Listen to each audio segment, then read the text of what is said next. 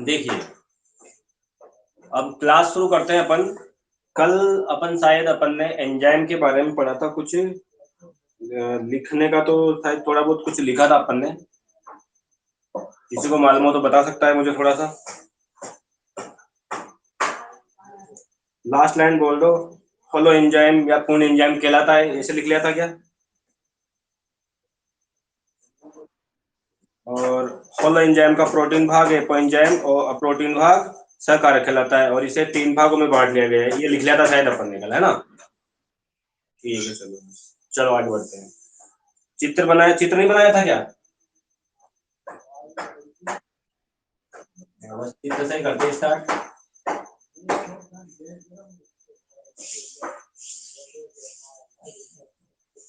देखिए, आपकी बुक में ये डायग्राम दे रखा है। इस डायग्राम में एक तो बता रखा है एपो एंजाइम, एक तो बता रखा है आपको एपो एंजाइम,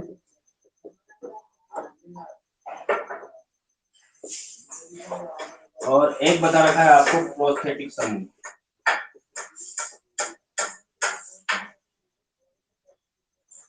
ठीक है।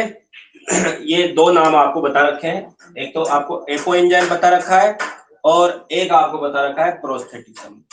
ठीक है। और इसमें हम देखेंगे आगे कि अब हम एंजाइम की कौन कौन चीजों के बारे में बात करेंगे। तो सबसे बड़ा भाग, यानी ध्यान देना, कोई भी एंजाइम होता है ना, उस किसी भी एंजाइम में इस प्रकार से एक भाग होता है। सबसे बड़ा वाला भाग जो होता है, उस सबसे बड़े वाले भाग को हम क्या कहते हैं? एपो एंजाइम कहते हैं। क्या कहते हैं? Apo enzyme. अभी हमने ये भी बोला था कि एपो एंजाइम एक तो पूरा, ये पूरा का पूरा क्या है? देखो एक बार, ये पूरा का पूरा तो क्या कहलाएगा? Holo enzyme. क्या कहलाएगा?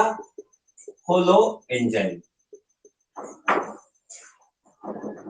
एक बार समझना इस चीज को। ये पूरा का पूरा एंजाइम जो है, इसको हम पूर्ण एंजाइम या क्या कहते हैं? होलो एंजाइम कहते हैं। और इसमें जो प्रोटीन वाला भाग है, ये प्रोटीन वाला भाग है। समझिए कि ये जो भाग है इधर वाला, ये प्रोटीन से बना हुआ है। किससे बना हुआ है बेटा? प्रोटीन से बना हुआ है, इसलिए इसको हमने कह दिया एपो एंजाइम। और दूसरा वाला भाग जो है वो क्या कहलाता है? अप्रोटीन वाला भाग जो है वो सकारक कहलाता है। ये प्रोस्थेटिक समूह जो है ना, इसी को बोल देते हैं अप्रोटीन भाग। यहाँ से याद रखना, अप्रोटीन भाग। तो इस प्रकार से दो बनाए। और प्रोस्थेटिक समूह के बारे में बताया गया है कि जो सकारक होता है, या कोफैक्टर बोल दो इसको, क्या बोल दो, थोड़ा बुक में से दे रखा है नाम इसका, केवल यही बता रखा है प्रोस्थेटिक समूह। इसी के बारे में बता रखा है, ज्यादा कुछ नहीं बता रखा। फिर भी अपन चलेंगे आगे, देखते हैं प्रोस्थेटिक समूह, है ना, और एपो एंजाइम। तो सबसे पहले हम क्या पढ़ेंगे? सबसे पहले हम एपो एंजाइम को पढ़ेंगे। किसको पढ़ेंगे? Apo enzyme. किताब में थोड़ा अलग दे रखा है, उसको नहीं पढ़ेंगे। अपन सबसे पहले एपो एंजाइम को पढ़ेंगे।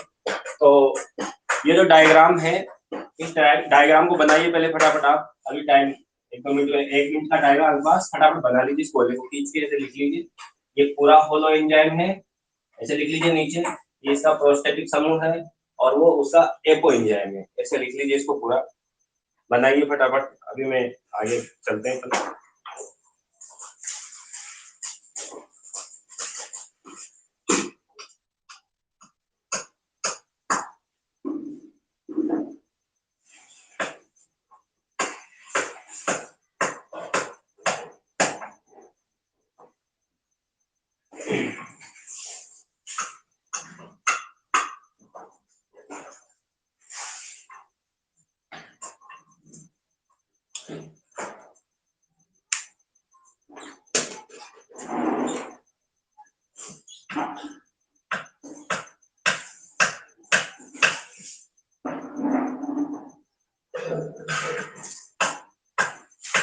बना लेगा, थोड़ा बनाते रहना, बचा पूछा बुक भी दे रखा है वैसे।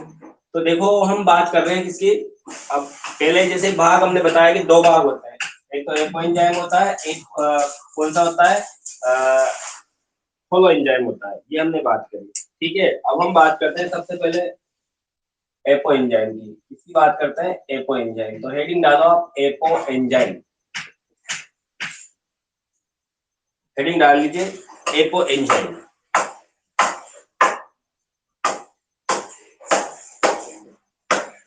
एपो एंजाइम, इस एपो एंजाइम में लिखना आप लोग, हेडिंग डाल लो फटाफट। Apo enzyme.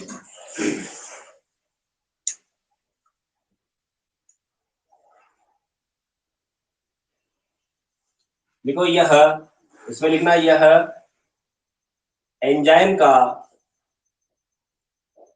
यह एंजाइम का मुख्य भाग होता है।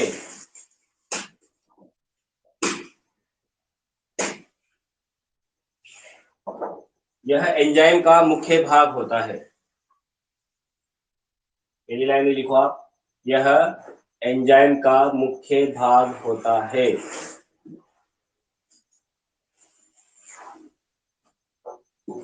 दूसरी लाइन लिखना,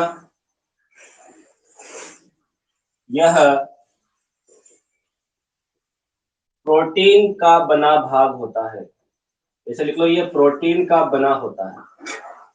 यह प्रोटीन का बना होता है। देखिए आप एपो एंजाइम को, यह एंजाइम का मुख्य भाग होता है, यह प्रोटीन का बना होता है।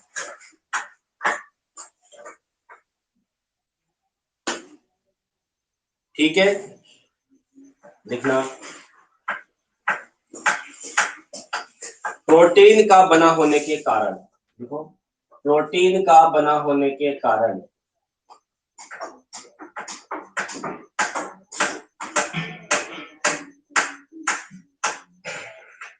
प्रोटीन का बना होने के कारण, प्रोटीन का बना होने के कारण एंजाइम में, प्रोटीन का बना होने के कारण एंजाइम में विशिष्ट गुण होते हैं।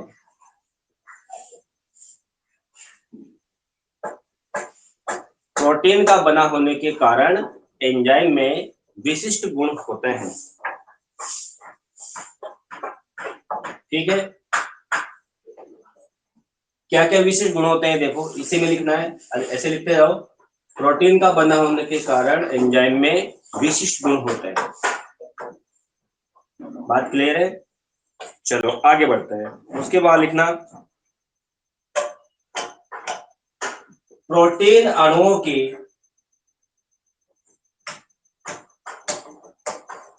प्रोटीन अणुओं की लंबाई, प्रोटीन अणुओं की लंबाई भिन्न भिन्न, प्रोटीन अणुओं की लंबाई भिन्न भिन्न तथा अमीनो अम्लों का क्रम,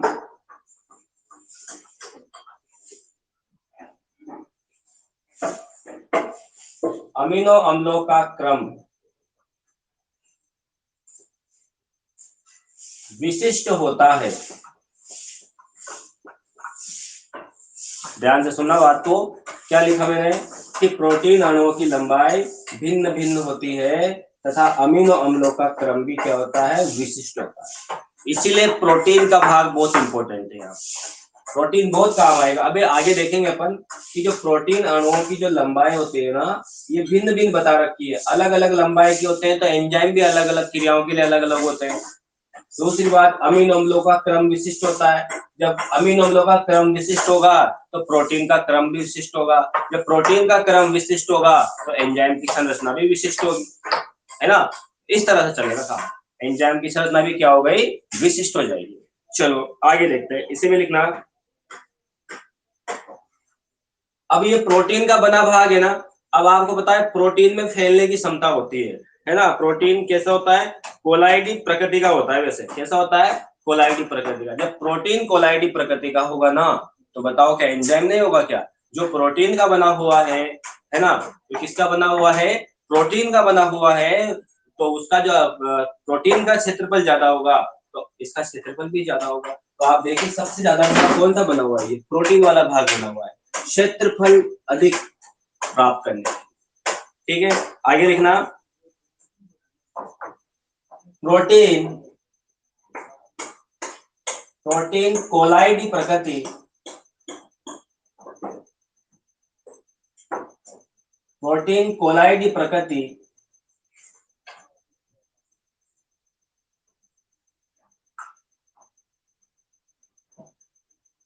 का होता है कि लिखो प्रोटीन कोलाइडी प्रकृति की होती है, अतः एंजाइम को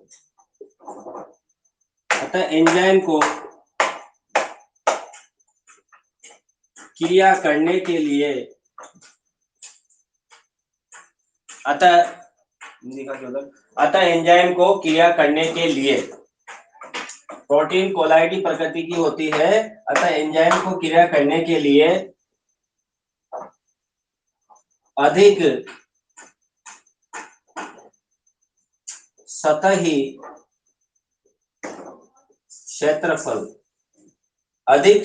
क्षेत्रफल प्राप्त होता है।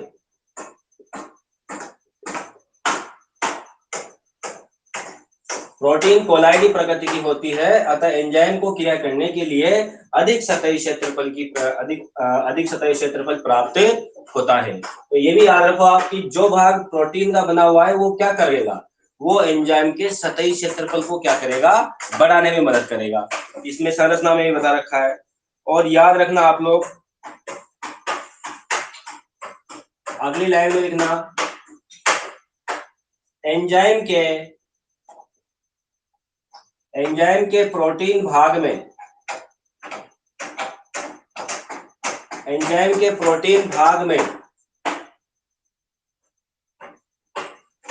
एक या एक से अधिक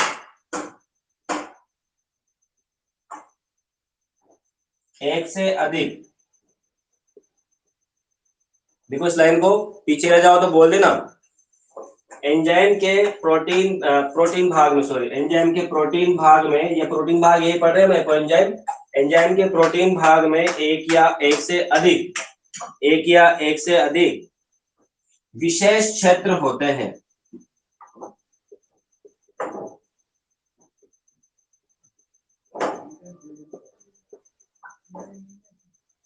एक या एक से अधिक विशेष क्षेत्र होते हैं जिन्हें सक्रिय स्थल कहते हैं। इंग्लिश में लिखो एक्टिव साइट। एंजाइम के प्रोटीन भाग में एक या एक से अधिक विशेष क्षेत्र होते हैं जिन्हें सक्रिय स्थल कहते हैं।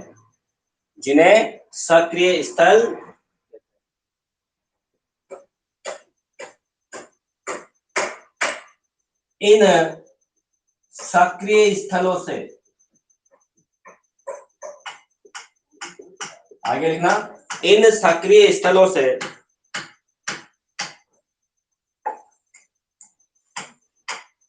अभिकारक जुड़ता है।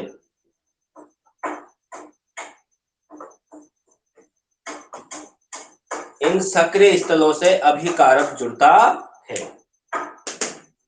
तो बेटा बहुत सिंपल सा है, इजी फॉर्मूला है, इसको याद करने का। मैं फिर दोबारा से रिपीट कर रहा हूं, एक बार फिर लिख लो। पहले आप शांति से, कोई पीछे रह गया हो तो लिख लीजिए फटाफट जल्दी।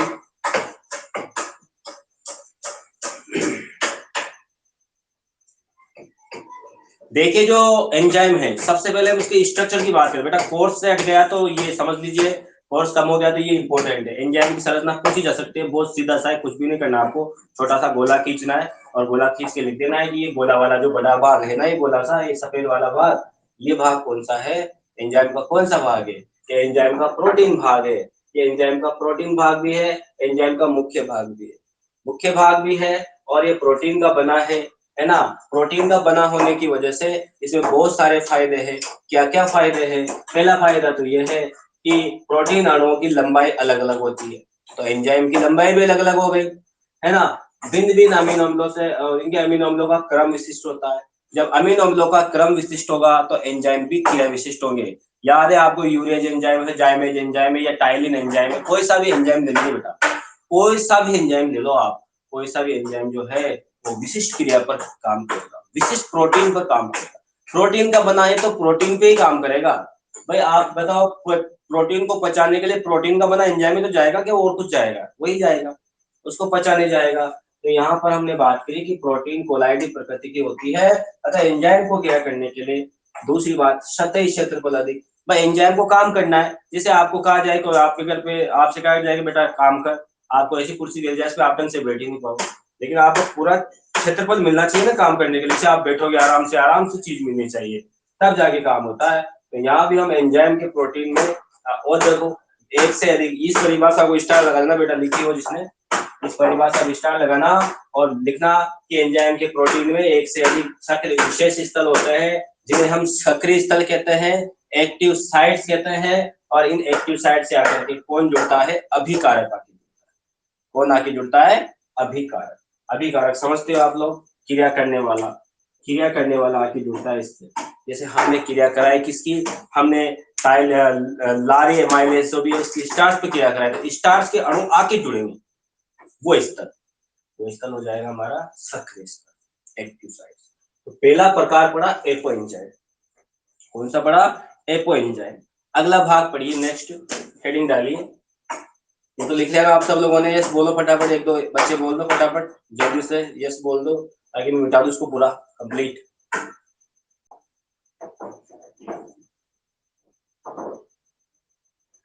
क्या इंटरनेट कनेक्शन में क्या खराबी आई है?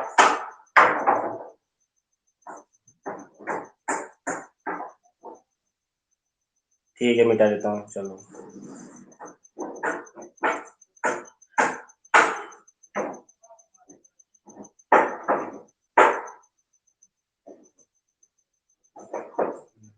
चलो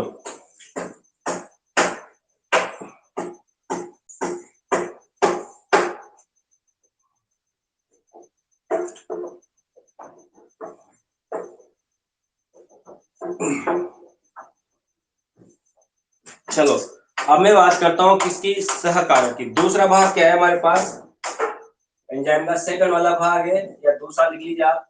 दूसरे भाग को बोलते हैं बेटा सहकारक। क्या बोलते हैं, सहकारक, या फिर इसी को बोलते हैं कोफैक्टर। इसी को क्या बोलते हैं, कोफैक्टर बोलते हैं, या फिर इसी को क्या कहते हैं हम, दूसरी एक और नाम दिया था हमने, ठीक है। हाँ ये भाग है, तो सहकारक हो गया, कोफैक्टर हो गया, तो इसके नाम हो गए, क्या हो गए, नाम हो गए। नाम के बाद हम देखते हैं सहकारक के तीन भाग है, कितने भाग है, तीन। मैंने कल लिखा था शायद नाम आपको, आज तो आप सिर्फ डायरेक्ट लिखिए सहकारक। इसमें लिखना, एक लाइन लिखो पहले सहकारक में, एक लाइन लिखो, मैं बोल रहा हूँ चलो लिखो।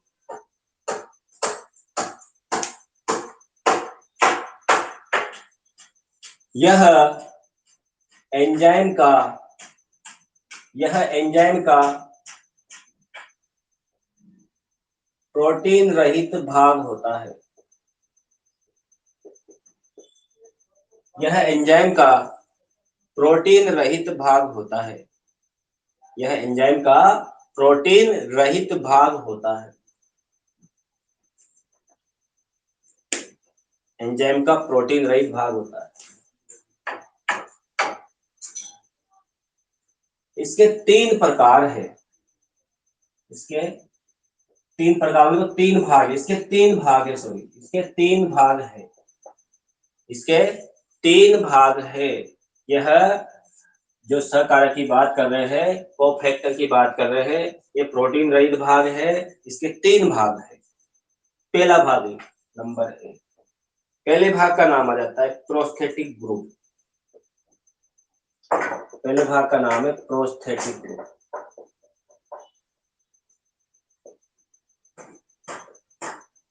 हेडिंग डालो आप, प्रोस्थेटिक ग्रुप, प्रोस्थेटिक ग्रुप है।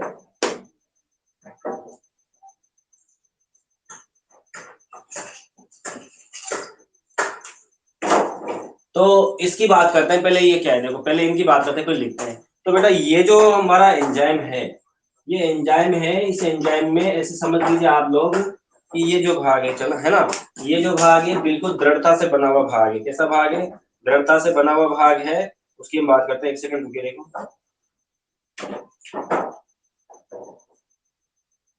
इसका डायग्राम बताता हूँ मैं आपको, दूसरा वाला डायग्राम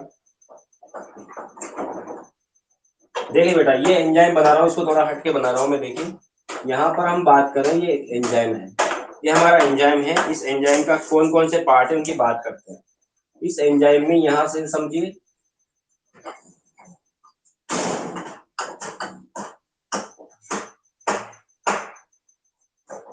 ये भाग है ना। भागों की बात करता हूं मैं, देखिए आप इसको समझ जाना डायग्राम से। नेक्स्ट,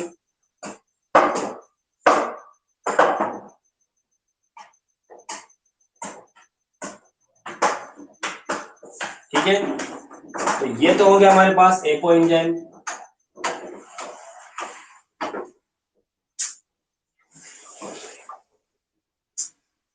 ये तो कौन सा हो गया आसपास वाला, तो एपो एंजाइम हो गया इस एंजाइम में। और क्या क्या बातें हमको इसमें देखनी है, और क्या क्या हो जाएगा देखो। और यहाँ पर हमने देखा कि ये इसके बीच में ये कोएंजाइम होता है, क्या होता है, कोएंजाइम। और यहीं पर क्या होता है, इस जगह पे कुछ ऐसी जगह बन जाती है इस एंजाइम में, इसको बोलते हैं हम सक्रिय स्थल। सक्रिय स्थल, उस पे चलते हैं वापस अपन। ठीक है, तो कुछ भाग के बारे में आपको समझाने की कोशिश कर रहा हूँ बाहर से। देखिए यहाँ पर ये पूरा का पूरा एंजाइम हो गया। पूरे एंजाइम में हमने देखा कि एक तो कोएंजाइम हो गया, कोएंजाइम हो गया, और इस कोएंजाइम में यहाँ से कुछ भाग जुड़ा होता है, ये इसको बोलते हैं प्रोस्थेटिक ग्रुप। प्रोस्थेटिक ग्रुप, ये प्रोस्थेटिक ग्रुप ऐसे जुड़ा होता है। एक जुड़ा होता है इसमें सक्रिय स्थल, यानी यहाँ पे कुछ ऐसी जगह होती है, यहाँ दिखेगा नहीं आपको डायग्राम में, इस जगह एक्टिवेटर होता है। सक्रिय स्थल होता है ना, इस सक्रिय स्थल के पास में कुछ एक्टिवेटर, या फिर इसको हम कह सकते हैं सक्रिय। आपको बनाना है डायग्राम, आपको समझना है केवल इस तरह से। तो इस प्रकार से होता है प्रोस्थेटिक ग्रुप वगैरह। ऐसा कर लीजिए आप लोग, इस डायग्राम को बनाइए ताकि काम आएगा आपकी, ताकि याद रहेगा आपको। बनाइए फटाफट बनाइए, इसको भी बना लीजिए, जल्दी बनाइए ना, टाइम नहीं लगाना। इसको भी बनाइए, फिर मैं समझा रहा हूँ आपको आगे।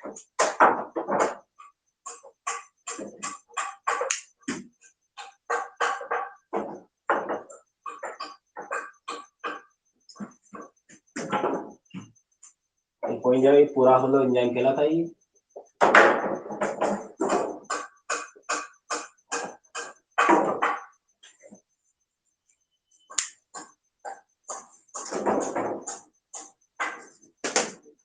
बनाते ही ये बोल देना फटाफट, जो भी बना लीजिए।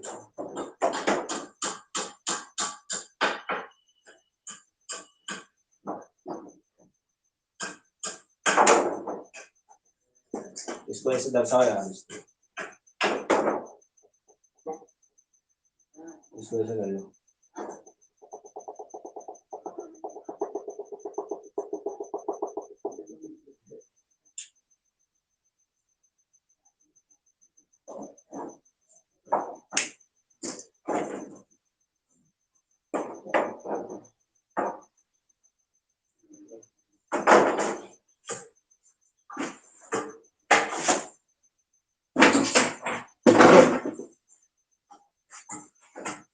बना लीजिए, मैं देख रहा हूँ आप लोग, यस बता बोल दीजिए फटाफट, बना बोलो के।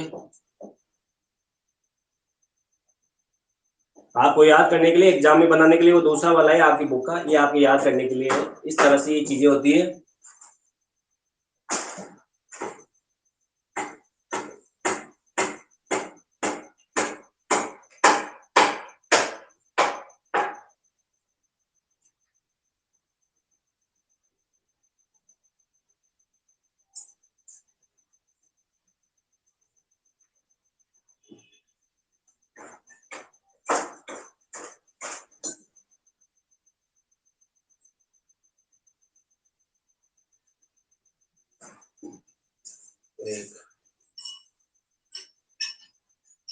एक ऐसा है,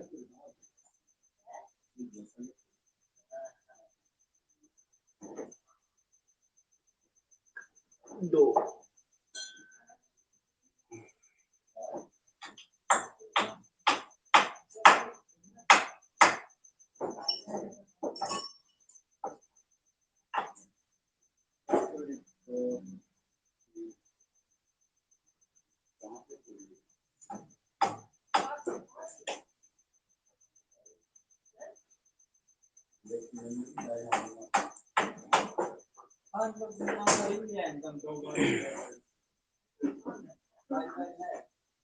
चार हो गए भाई, चार ने बना लिया। फटाफट बनाओ, फटाफट बनाओ, बचे कुचे बनाओ जल्दी।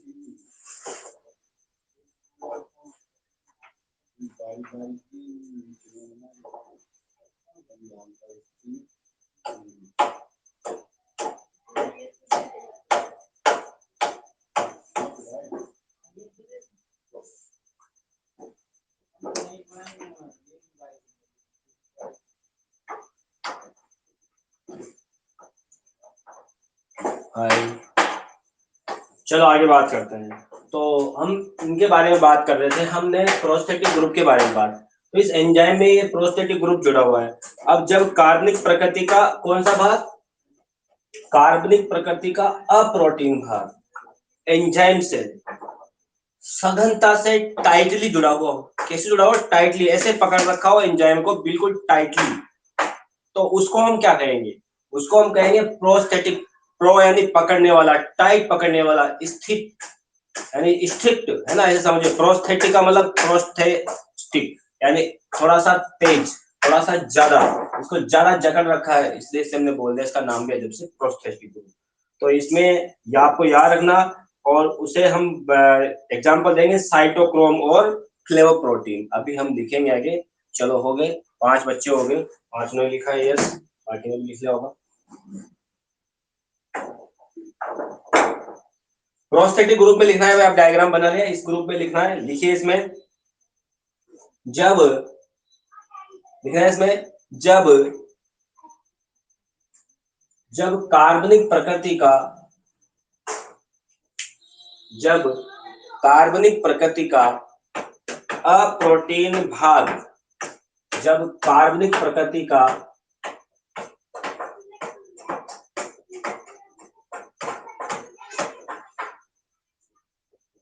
अप्रोटीन भाग, जब कार्बनिक प्रकृति का अप्रोटीन भाग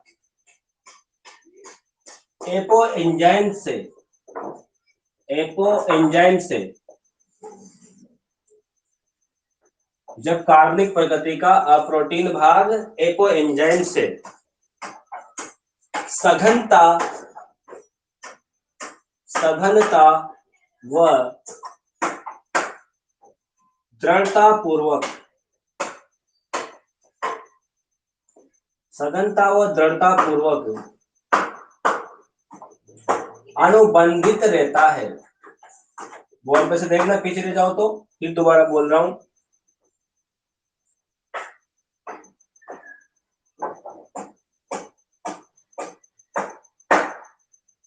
देखो, जब कार्बनिक प्रकृति का अप्रोटीन भाग एपो एंजाइम से सघनता व दृढ़ता पूर्वक अनुबंधित रहता है, देख लिया, सघनता पूर्वक व दृढ़ता पूर्वक अनुबंधित रहता है, तो उसे प्रोस्थेटिक,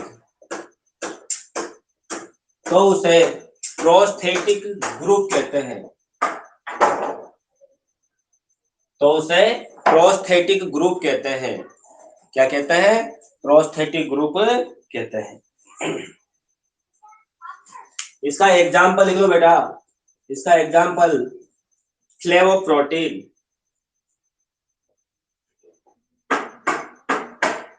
फ्लेवोप्रोटीन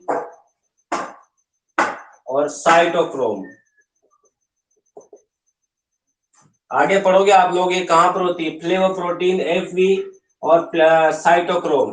ये साइटोक्रोम अपन लिखते हैं, cytochrome A, cytochrome B2, cytochrome B26, ये अगले पार्ट में आएंगे, आपके पार्ट 9 में प्रकाश संश्लेषण की क्रिया से संबंधित नाम है, याद रख लेना। साइटोक्रोम ये प्रोटीन है और ये भी प्रोटीन है, ये इलेक्ट्रॉनों को क्या करती है, आदान प्रदान करते, इलेक्ट्रॉनों को गति करवाते एक जगह से दूसरी जगह तक। ठीक है बेटा, चलिए आगे बढ़ते हैं। फ्लेवोप्रोटीन हो गया, नंबर दूसरा लिखिए आप। अगला है यहाँ पर सह एंजाइम, सह एंजाइम या इसी को बोलते हैं को एंजाइम, सह एंजाइम या को एंजाइम, सह एंजाइम या को एंजाइम, लिख लीजिए, हेडिंग डालिए, सह एंजाइम या को एंजाइम।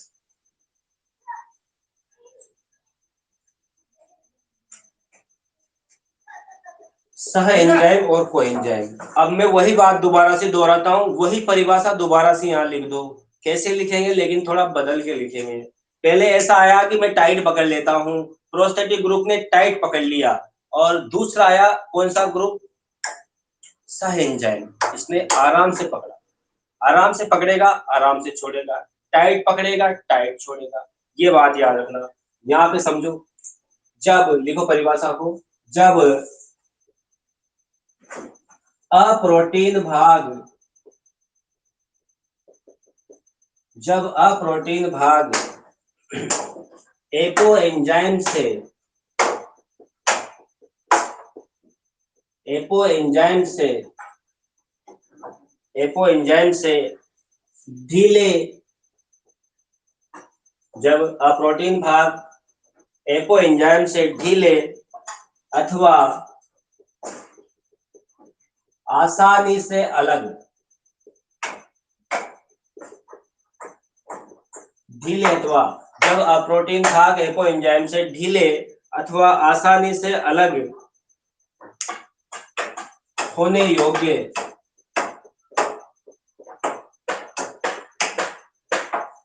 जब अप्रोटीन भाग एपो एंजाइम से ढीले अथवा आसानी से अलग होने योग्य या पुनः जुड़ने के योग्य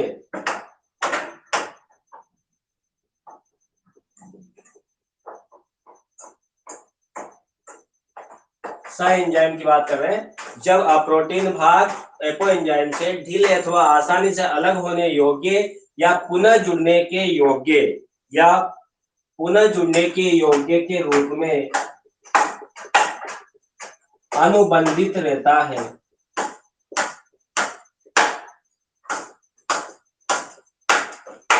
मैं यहाँ अनुबंधित शब्द का प्रयोग इसलिए कर रहा हूं कि अनुबंधन का मतलब ये होता है कि जो बंद जो बना है वो बंद वापस दोबारा खुलने वाला होता है।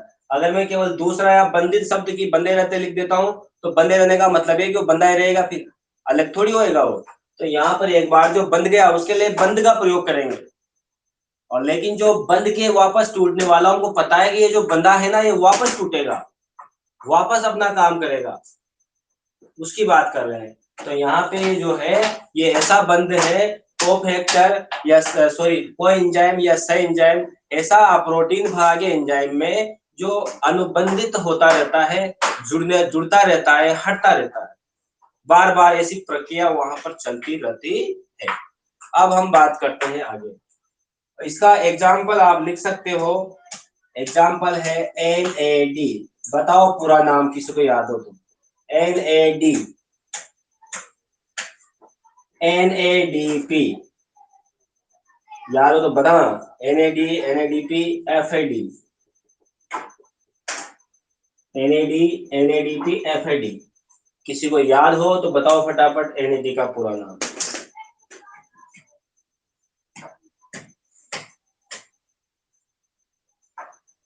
भूल गए? निकोटिनामाइड, ये तो हो गया, निकोटिनामाइड न्यूक्लियोटाइड डाई, और ये nicotinamide adenine di nucleotide phosphate, di nicotinamide adenine, adenosine adenosine बोल दो, डाई न्यूक्लियोटाइड फास्फेट, इसका निकोटिनामाइड एडेनिन डाई, ये sorry nicotinamide adenine di nucleotide, उसका फास्फेट जुड़ जाएगा पीछे, नाम वही है। एफएडी का नाम बताओ, फेरिडोसिन एसिड, फेरिडोक्सिन नाम इसका, इसको एफएडी को फेरिडोक्सिन बोलते हैं, ठीक है ना। तो ये फ्लैव प्रोटीन है, ये कुछ ऐसे एंजाइम है जो आसानी से अलग हो जाते हैं, आसानी से छूट जाते हैं, ये है ऐसे, ठीक है। चलो तीसरा लिखिए, तीसरे का नाम है सक्रियक,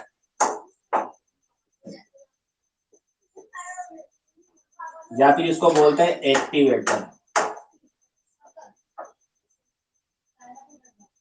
सक्रियक या एक्टिवेटर, सक्रिय एक्टिवेटर में लिख सकते हैं।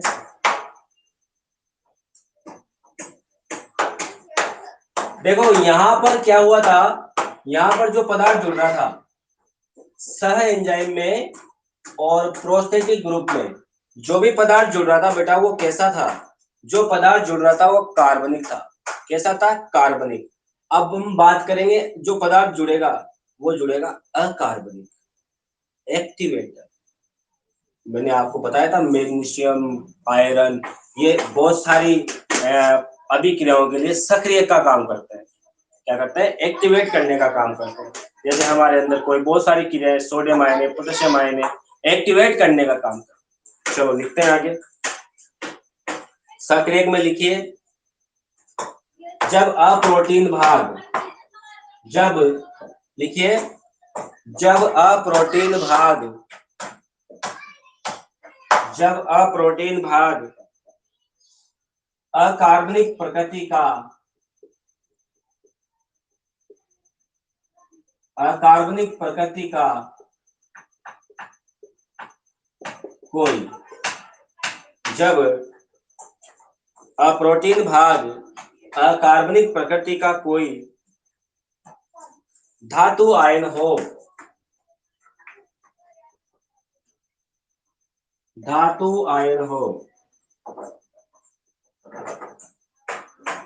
अकार्बनिक प्रकृति का कोई धातु आयन हो, तो उसे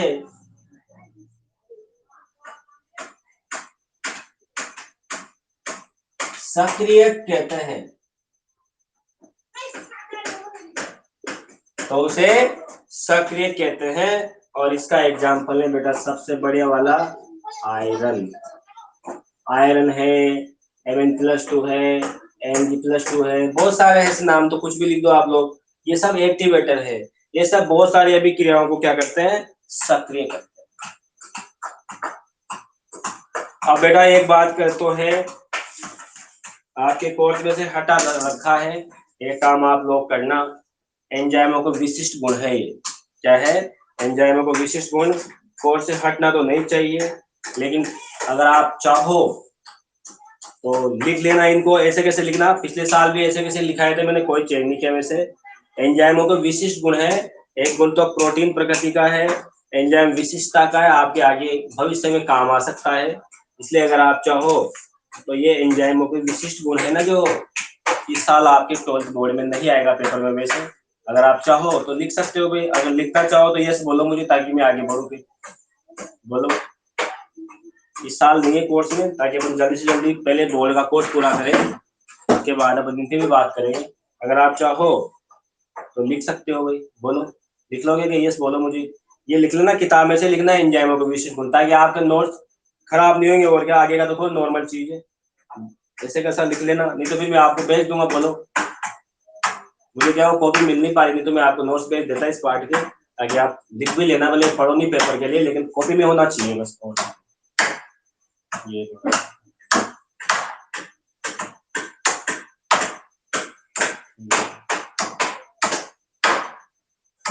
चलो देखिए, चलो तो एंजाइमों को अब नाम लिख लीजिए आप लोग। एंजाइमों को विशिष्ट गुण नाम लिखिए, हेडिंग तो डालिए, एंजाइमों के विशिष्ट गुण, हेडिंग डालो।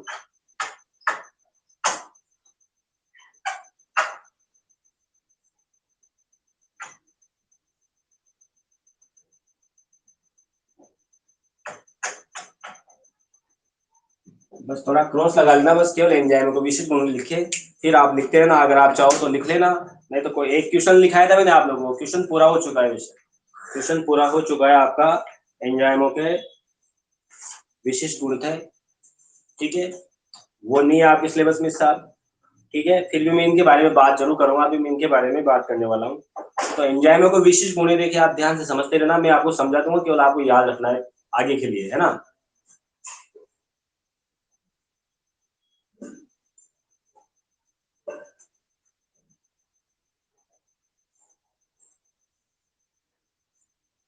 देखिए एंजाइम की विशेषता में ज्यादा बात नहीं करूंगा, डायरेक्ट सीधा मुद्दे पे आता हूँ। सबसे पहला गुण होता है एंजाइमों का एक, ये प्रोटीन प्रकृति के होते हैं। क्या होता है, सबसे पहला गुण प्रोटीन प्रकृति। इसलिए बता रहा हूँ कि आप पढ़ने वाले बच्चे हो, याद कर लोगे, कोशिश करोगे, आगे कंपटीशन दोगे तो नुकसान नहीं हो आपका। प्रोटीन प्रकृति, प्रोटीन प्रकृति के बारे में मैंने आपको पहले भी बताया था कि सभी एंजाइम जो होते हैं वो प्रोटीन के बने होते हैं, लेकिन सभी प्रोटीन एंजाइम नहीं होता, ये पहला गुण था। और इसमें आप याद रखना, प्रोटीन के अतिरिक्त कभी कभी क्या हो सकता है, एंजाइम जरूरी नहीं है कि सारा प्रोटीन का ही बना हो, कभी कभी एंजाइम जो है बेटा वो एंजाइम कार्बनिक पदार्थ का बना हो सकता है, अकार्बनिक पदार्थ का बना हो सकता है, किसी का भी बना हो सकता है, ठीक है ना। ये याद रखना, आयन का भी बना हो सकता है। तो याद रखना एंजाइम, ये भी याद रखना कि लगभग लगभग संसार के जितने भी एंजाइम है सभी प्रोटीन के होते हैं, लेकिन ऐसा जरूरी भी नहीं है कि ये पूरा 100% सही है ना। तो पहला गुण तो याद रख लेना, सभी एंजाइम प्रोटीन प्रकृति के होते हैं। दूसरा क्या विशिष्ट गुण है, कोलाइडी प्रकृति।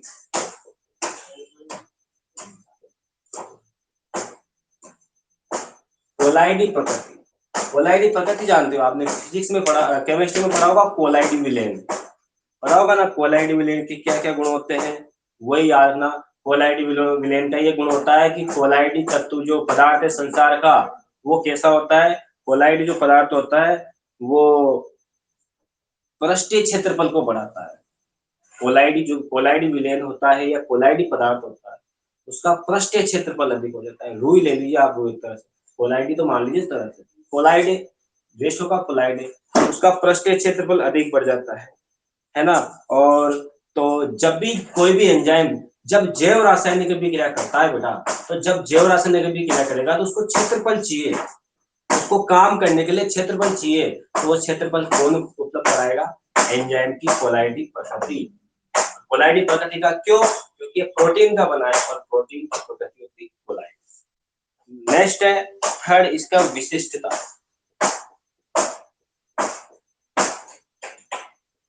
विशिष्टता, विशिष्टता की बात कर रहा हूं मैं यहाँ।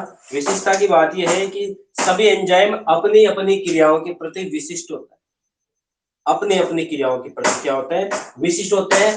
जैसे आप कोई फोन नंबर डालोगे तो विशिष्ट व्यक्ति के जाके लगेगा, ऐसा नहीं है कि आप फोन नंबर रामलाल के लगाओगे श्यामलाल बोलेगा, ऐसा नहीं। आप नंबर लगाओगे ना वही आदमी बोलेगा, या फिर ऐसा भी मत बोलना कि फिर कोई दूसरा उठा ले वो लगवा, लेकिन जिस व्यक्ति का आप नंबर लगा रहे हो आप यही सोच के लगा रहे हो कि मैं उसके फोन लगा रहा हूँ, ठीक है। इसका मतलब विशिष्ट व्यक्ति के लिए लगा रहे हो आप लोग। विशिष्टता है कि एक एंजाइम जो होता है, एक एंजाइम जो होता है वो केवल एक विशिष्ट क्रिया को ही क्या करता है, प्रभावित करता है। जो एंजाइम जो होता है वो केवल एक विशिष्ट क्रिया को प्रभावित करता है, ऐसा नहीं है कि एक ही एंजाइम रहेगा। जैसे हमने देखा ना प्रोटीन पाचक एंजाइम, प्रोटीन को अलग एंजाइम ने पचाया, हमने खाना खाया स्टार्च को अलग ने पचाया, ठीक है ना। फिर हमारा खाना कहाँ चला गया, आंतों में चला गया, आंतों में अलग एंजाइम थे। तो हर जगह के लिए, हर क्रिया विधि के लिए हमारे बॉडी में अलग अलग प्रकार के एंजाइम होते हैं, ये विशिष्टता है। इसके अलावा याद रखना कुछ एंजाइम दो या दो से अधिक अभिक्रियाओं को भी करते हैं, ऐसी बात नहीं है, कुछ दे रखा है आपकी बुक में, दो या दो से अधिक प्रकार की अभिक्रियाओं को भी वो रिएक्ट कर सकते हैं। इसके अलावा एंजाइम की जो विशिष्टता है, सबसे इंपॉर्टेंट क्वेश्चन था इस बार का जो हटा दिया, निरपेक्ष विशिष्टता। ये क्या है, देखो निरपेक्ष विशिष्टता, विशिष्टता चार प्रकार की है। पहली है निरपेक्ष विशिष्टता।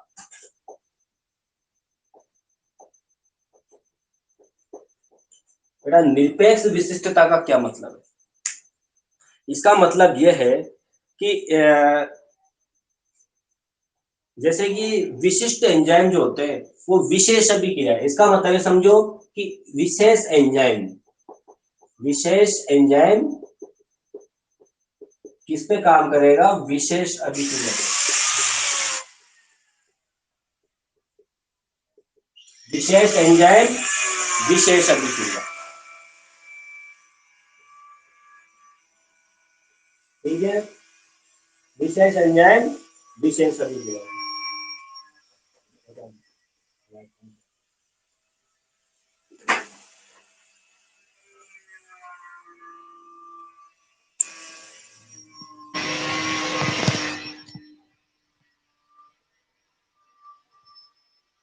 कुछ आवाज आ रही है क्या आपको एक्स्ट्रा,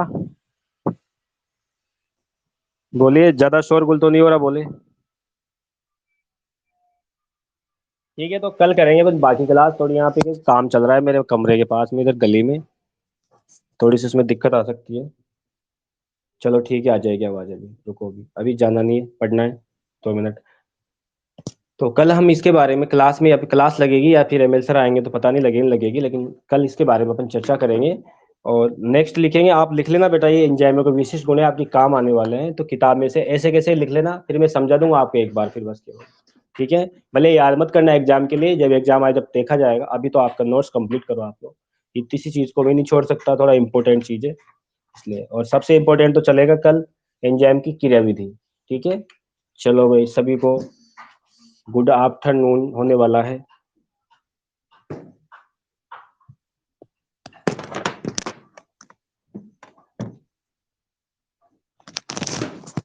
किसी का कोई क्वेश्चन हो तो बोल दो भाई, पूछना चाहता हो तो बताओ।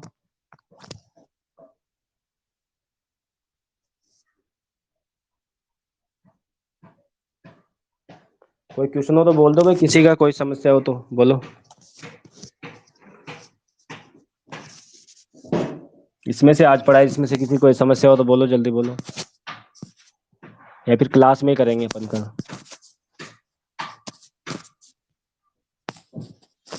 ठीक है, नहीं ये समस्या